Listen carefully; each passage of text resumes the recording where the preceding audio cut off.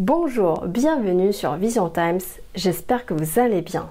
Est-ce que vous savez d'où viennent les êtres humains? Pour comprendre, je vous propose de plonger dans la mythologie chinoise.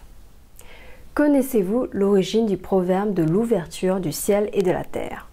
Cette légende est apparue dans un livre intitulé Histoire des 3 Augustes et des 5 empereurs, écrit par Su Chun durant la période des 3 royaumes. Dans la mythologie chinoise, Pangu, un dieu originel, est chargé de la séparation du ciel et de la terre. Pangu était né dans un univers, dans le chaos, semblable à un œuf de poule.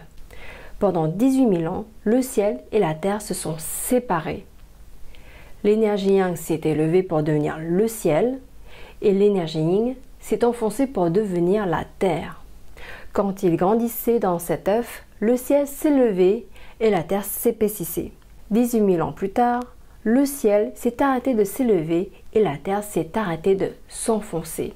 Et Pangu est devenu un géant. À la fin de ce long processus de formation du ciel et de la terre, l'univers a été créé. À sa mort, Pangu s'est transformé en ce qui allait devenir notre monde. Je m'explique. Le vent et les nuages sont nés de son souffle. Le tonnerre vient de sa voix. Le soleil et la lune viennent de ses yeux. Son œil gauche, le soleil, et son œil droit, la lune. Ses membres et sa tête se sont transformés en montagnes sur terre. Son sang s'est transformé en fleuves et rivières. Ses veines sont devenues des reliefs. Ses muscles sont devenus des champs. Ce que vous voyez dans le ciel, les étoiles, en fait, ce sont ses cheveux et sa barbe. Et l'herbe que vous écrasez bien sous vos pieds et le bois, ce sont ses poils et sa peau. Ses os, ses dents sont devenus des minéraux et des rochers. Sa moelle osseuse est devenue des bijoux. Et vous savez d'où vient la pluie? C'est sa sueur.